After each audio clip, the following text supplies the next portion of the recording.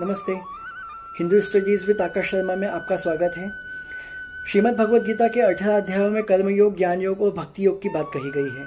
तो कर्म क्या होते हैं? जो हम वर्तमान में कर रहे हैं वह कर्म है, चाहे वह मन से हो, तन से हो या वाणी से हो। इसके कई प्रकार के भेद होते हैं, जैसे क्रियामाण कर्म, संचित कर्म, प्रारब्ध कर्म, प्रेय कर्म, श्रेय कर्म, सकाम कर्म, निष्काम कर्म, कर्म, अकर्म, विकर्म। क्रियामाण कर्म वे होते हैं जो हम वर्तमान में कर रहे हैं। यही संचित कर्म और प्रारब्ध कर्म की आधार भूमि है। हम जो अभी कर रहे हैं यही अगले जन्म में हमें प्रारब्ध बन के प्राप्त होगा। संचित कर्म क्या होते हैं? पूर्व जन्म में हमने जो कुछ भी किया है और जिसका फल प्राप्त नहीं हुआ है वे संचित कर्म हैं। और प्रारब्ध कर्म वे होते हैं जो भाग्य के रूप में हमें प्राप्त होते हैं। जिन कर्मों का फल हमें भाग्य के रूप में प्राप्त होता है वे प्रारब्ध कहलाते हैं। प्रेय कर्म का संबंध रुचि से है और श्रेय कर्म का संबंध आध्यात्मिक उन्नति से है। सकाम कर्म वे होते हैं जिस कर्म को करने में हमें फल की इच्छा जुड़ी होती है, और निष्काम कर्म में हमें फल की इच्छा नहीं चाहिए होती है, वे निष्काम कर्म होते हैं। निष्काम कर्म ही हमें बंधन मुक्त करते हैं और मोक्ष की ओर लेके जाते हैं। हमारे कर्म संस्कार के अनुसार ही हमें नया जन्म मिलता है। महर्षि पतंजलि अपने योग सूत्र में लिखते हैं, जब जीवात्मा कोई नया शरीर धारण करती है तो वह जाति, आयु और देशकाल के अनुसार प्राप्त होता है। श्रीमद् भागवत गीता में भी लिखा है, अंतिम समय में जैसी हमारी चेतना होती है ठीक उसी प्रकार की योनि में हमारा जन्म होता है। अगर हमारी चेतना बिल्ली में है, श्वान में है, तो हमारा पुनर्जन्म भी उसी शरीर में होगा। आइए इस संदर्भ को हम श्रीमद् भागवत पुराण की एक कथा से विस्तार से समझते हैं। ये कथा पंचम स्कंद के चतुर्थ अध्याय में मिलती है। तो अजनाब खंड में महान बलशाली वीरवान कीर्तिवान राजा ऋषभदेव जी हुए। इंद्रदेव उनकी पराक्रम से इतने ईर्षित थे कि उन्होंने उनके राज्य में अजनाब खंड में वर्षा ही नहीं करी। तो राजा ऋषभदेव ने अपने योग बल से, योग माया से अजनाब खंड में खूब वर्षा करी। इससे इंद्रदेव प्रभावित हुए, मोहित हुए और उन्होंने उनकी बेटी जयंती का विवाह उनसे करा दिया। जयंती के विवाह के पश्चात उनके 100 पुत्र उत्पन्न हुए। उन 100 पुत्रों में सबसे बड़े पुत्र का नाम भरत था। वह अत्यधिक गुणवान थे। एक बार राजा ने अपने सभी पुत्रों को अपने सभा में बुलाकर कहा कि यह शरीर दुखमय विषय जीने के लिए नहीं है, दुखमय जीवन जीने के लिए नहीं है, विषयों के भोग करने के लिए नहीं है। इस दिव्य शरीर से तो तप करना चाहिए। व्यक्ति से इंद्रियों की तृप्ति के लिए जीवन जीने से आत्मा को दुखदायक शरीर प्राप्त होता है। शास्त्रों में महापुरुषों की सेवा को मुक्ति का द्वार बताया गया है। अब महापुरुष कौन है? जो समान चित्त वाले हैं, क्रोध नहीं करते हैं, परम शांत हैं, दूसरों के हित के बारे में सोचते हैं, वे महापुरुष हैं। अब राजा ऋषभदेव को जब लगा कि जब उनका राज्य भोग क्षीण हो रहा है, तब उनके जो सबसे बड़े बेटे थे भरत, वो बड़े भगवान के प्रिय थे, भगवान भक्त थे, और पृथ्वी की रक्षा के लिए उन्होंने उनको राजगद्दी पर बैठा दिया और खुद वन की ओर प्रस्थान कर गए, अपना सब राजमहल छोड़ के। जब अपने को लगे कि अपनी आयु में 51-52 लग गया है, तो समझ जाना चाहिए कि वन में जाने का समय आ गया है। जब अपना पुत्र गृहस्थ जीवन संभालने लग जाए, उसका उत्तरदायित्व तो वो अच्छे से निभाने लग जाए, तो अपने आप को वानप्रस्थी कर लेना चाहिए। वन में जाने का मतलब जंगल में भटकना नहीं है, गुरुओं को समीप बैठ के उपनिषद का ज्ञान लेना है। हाँ, तो राजा ऋषभदेव जी वन में चले गए। उसके बाद राजा भरत ने अपने खंड में, अजनाब खंड में खूब अच्छे से राजकार्य किया, यज्ञ किया, सोम यज्ञ, अग्निहोत्र, 10 पूर्णमास और सभी प्रकार के यज्ञों से दान धर्म सब कुछ किया। जब राजा भरत को भी लगा कि अब उनका भी राजभोग क्षीण हो रहा है, तो उन्होंने भी वन में जाने का विचार किया और अब वंश परंपरानुगत जो संपत्ति थी वो अपने बेटों में विभाजित कर दी और खुद पुलह आश्रम हरिहर क्षेत्र में चले गए। पुलह आश्रम के पास में एक गंडकी नाम की नदी प्रवाहित होती थी। वह नदी के आश्रम में रहते, नित्य प्रतिदिन पूजा करते, भगवान का भक्त ध्यान करते, त्रिकाल स्नान करते, मृग चर्म धारण करते, और भगवत भक्ति में लीन रहते। इससे उनको परम शांति का अनुभव प्राप्त होता था। अब एक बार क्या होता है, जब वो स्नान करने जाते हैं तो देखते हैं कि एक हिरनी नदी में पानी पीने आई है और पास में से ही सींग यानी शेर के गरजने की आवाज़ आती है, जिससे वह चौंक जाती है और इधर उधर देखती है, फिर पानी पीने लग जाती है। अब उसकी प्यास बुझी नहीं थी, इतने में शेर की आवाज़ फिर आती है, तो वो घबरा कर छलांग लगाती है। अब हिरनी जो है वो गर्भवती रहती है। उस छलांग लगाने में और घबराने में हिरनी का गर्भपात हो जाता है और गर्भ नदी में प्रवाहित हो जाता है। वो हिरनी तो उस पार जाके डर के मारे और गर्भपात हुआ था इस पीड़ा से अपना देह त्याग कर देती है, लेकिन उसका हिरनी का बच्चा नदी में प्रवाहित होता है। यह सब राजा भरत देख रहे होते हैं। वे सोचते हैं कि इसे बचाना ज़रूरी है वरना गलत हो जाएगा। राजा भरत उस हिरनी के बच्चे को बचा लेते हैं, अपने आश्रम में लाते हैं और उसका ख्याल रखते हैं। उसका ख्याल रखते रखते उससे उनसे मोह हो जाता है। वे उसके खाने पीने का ध्यान रखते हैं, उसको जंगली जानवरों से बचाते हैं और उसी के प्रेम में डूबे रहते हैं और यहाँ तक कि उसके भविष्य की चिंता भी करने लगे थे। इसी आसक्ति में काल के प्रभाव के कारण उनका शरीर छूट गया और उन्हें अगले जन्म में मृग शरीर मिला। अब क्योंकि उनकी साधना पूरी थी, भगवत भक्ति थी, इसलिए इस जन्म में उनके पुरानी स्मृति नष्ट नहीं हुई। अब वे मृग शरीर धारण करके इधर उधर विचरते हुए पश्चाताप करते, सोचने लगते कि मैंने अपने आप को सभी प्रकार की आसक्ति, मोह माया, बंधन से मुक्त करके भगवान श्री हरि के चरणों में उनके गुणों का मनन, श्रवण और कीर्तन करने में लगा दिया था। फिर कैसे मेरी आसक्ति एक नन्हे हिरण के शिशु में आ गई और मैं अपने लक्ष्य से भटक गया। और इस प्रकार मृग शरीर धारण किए हुए राजा ऋषि भरत के हृदय में वैराग्य की भावना उत्पन्न हुई और वे अपनी माता मृगी को त्याग करके एक ऋषि के आश्रम, पुलस्त ऋषि के आश्रम चले गए।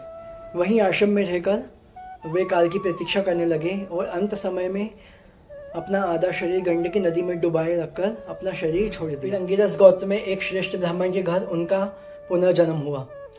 भगवान की कृपा से इस जन्म में भी उनके दोनों जन्म की स्मृतियाँ बनी हुई थी। अब ब्राह्मण पिता ने अपने पुत्र का यज्ञोपवीत संस्कार करवाया, वेदा अध्ययन आरंभ करवाया ताकि बच्चा कुछ पढ़ लिख सके। लेकिन भरत जी अपने आप को दूसरों की दृष्टि में मूर्ख और पागल के समान दिखाते थे, इसलिए वे 4-5 महीने बीत जाने पर भी उन्हें कुछ भी श्लोक, कुछ भी गायत्री मंत्र कंठस्थ नहीं हुआ। अब पिताजी ने सोचा कि बच्चा तो पढ़ ही नहीं रहा है, क्या करें। इसी चिंता में डूब के काल की गति के बाद में उनका स्वर्गवास हो गया। उनकी माता भी चली गई। घर में एक बड़ा भाई था, भाभी थी, वो भरत जी को मूर्ख समझते थे। उनकी पढ़ाई लिखाई पे उन्होंने कोई ध्यान नहीं दिया और उल्टा उनको खेत में काम करने के लिए भेज दिया कि खेत में अगर कोई पक्षी, कोई जानवर आए तो वो उन्हें भगाने का काम कर सके। मूर्ख तो थे, इतना तो काम कर ही सकते थे, लेकिन उन्होंने भी खेत में जाके बैठ जाते, भगवान का ध्यान करते और जपते रहते, राम जी की चिड़िया, राम जी का खेत, खाओ चिड़िया भर भर पेट। किसी समय डाकुओं के सरदार ने पुत्र की कामना से भद्रकाली को मनुष्य की बलि चढ़ाने का संकल्प किया था। इस उद्देश्य से उसने अपने आदमी जंगल में भेजे और कहा कि कोई मनुष्य को पकड़ लाओ। वो लोग निकलते हैं और उन्हें रास्ते में भरत जी मिल जाते हैं। भरत जी को वो बात बताते हैं। भरत जी सोचते हैं कि अगर मेरी मृत्यु इस प्रकार ही लिखी है तो यही सही। वे उनके साथ चले जाते हैं। अब डाकू उनका सर काटने वाला ही होता है, उनकी बलि देने वाला ही होता है। इतने में यह भयंकर कुकर्म देख के माँ भद्रकाली प्रकट हो जाती है और उस अभिमंत्रित खड्ग से सारे डाकुओं का सर धड़ से अलग कर देती है। भरत जी भी वहाँ से बच के निकल जाते हैं। एक बार सिंधु सोरवी देश का राजा रहुगण पालकी में बैठ के किसी से मिलने जा रहा था। रास्ते में अचानक उसके कहार का स्वास्थ्य खराब हो गया, तो उसने आदेश दिया कि कोई दूसरा कहार ढूंढ लाओ। दूसरे कहार भी पालकी को वहीं रख के और एक व्यक्ति को ढूंढने निकल पड़े। रास्ते में उन्हें भरत मिल गए। उन्होंने भरत जी से कहा, पालकी उठाओगे, राजा का आदेश है। भरत किसी को मना तो करते नहीं थे, चल पड़े। अब उन्हें पालकी उठाने का कोई अनुभव तो था नहीं। दूसरा भगवत भक्त थे, संत आदमी थे, पाँव में कोई कीड़ा मकोड़ा चींटी ना आ जाए, इसलिए वो नीचे देख देख के चलने लगे कि कहीं कोई आ ना जाए। अब कोई व्यक्ति पालकी उठा रहा है और अगर वो ऐसे उछल कूद करके चलेगा तो अंदर पालकी में बैठे रहने वाले का क्या हाल होगा। राजा का सर टकरा गया। राजा चिल्लाया अंदर से, अरे धीरे चलो, ऐसे उछल उछल के क्यों चल रहे हो। अब बाकी जो कहा थे वो घबरा गए और दंड ना मिले तो बोलने लगे कि ये नया वाला दिक्कत कर रहा है महाराज, ये सही से नहीं चल रहा है, इसके कारण हम भी नहीं चल पा रहे हैं। तो राजा ने सोचा चलो अभी मैं इसको ठीक किए देता हूँ। इतना कह के राजा उतरा और भरत जी को ताने मारने लगा कि अरे तुम तो बड़े थक गए हो, तुम्हारा शरीर तो बड़ा कितना मोटा ताज़ा है, हष्ट पुष्ट हो, और तुम बड़े बूढ़े हो चुके हो, थोड़ा तनिक विश्राम कर लो। भरत बोले, राजन आप मुझे ताने मार रहे हैं, मुझे मोटा कह रहे हैं।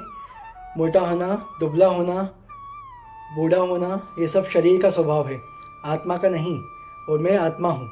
इतनी सारी बातें सुन के राजा चौंक गया।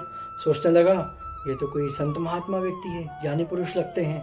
उनके हाथ जोड़ने लगा, भगवान आप अपना परिचय दीजिए, इस वन में क्या कर रहे हैं, आप कौन हैं, कहाँ से आए हैं।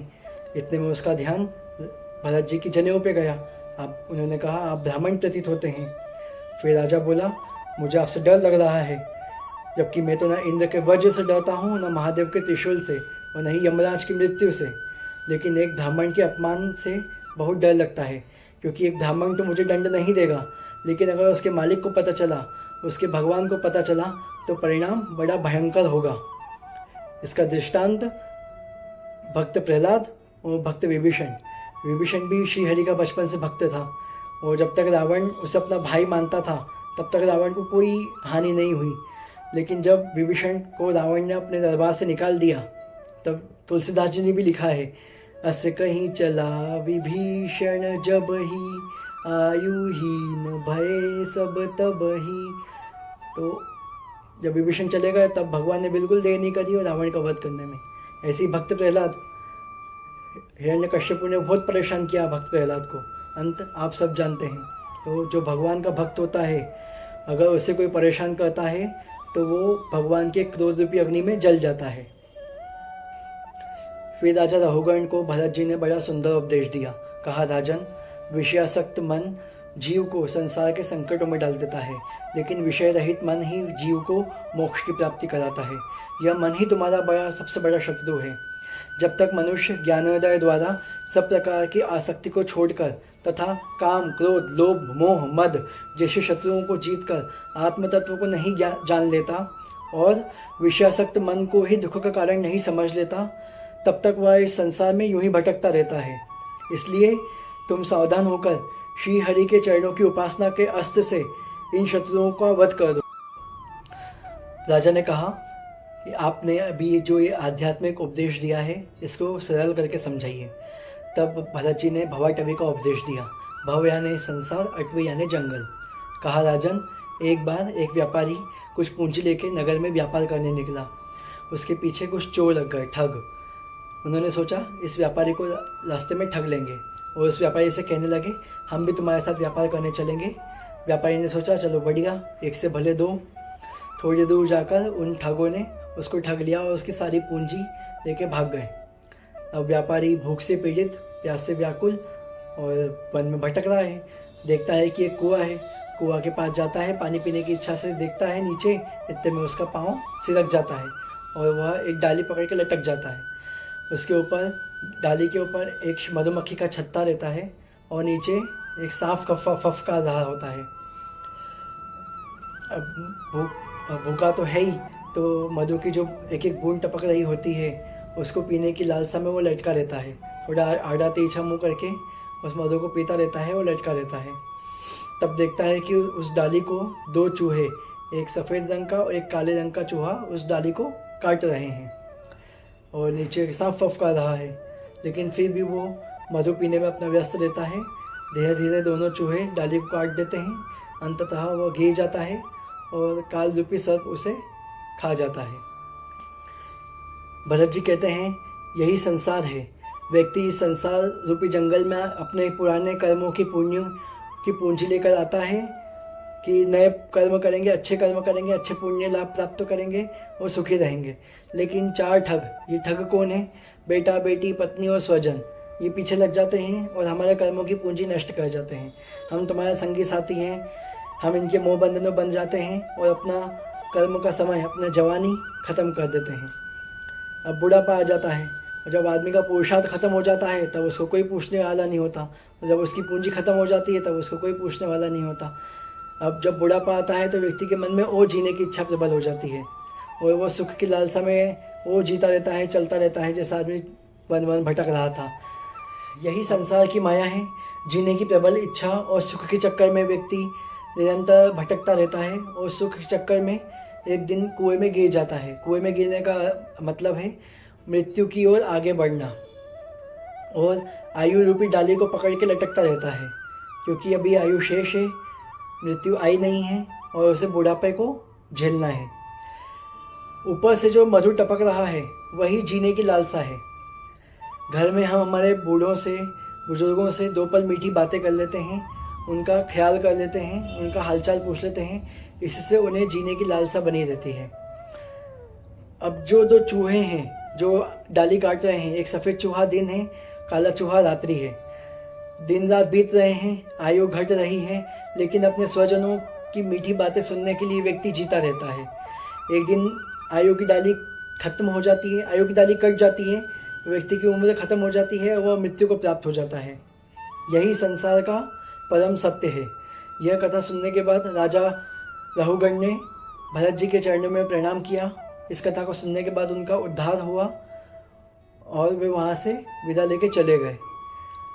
भागवत की यह कथा वास्तव में वैराग्य को उत्पन्न करने वाली कथा है। मरने के पहले हमें क्या समझना चाहिए, यही भागवत कथा हमें समझाती है। ओम श्री पुराण पुरुषोत्तमाय नमः।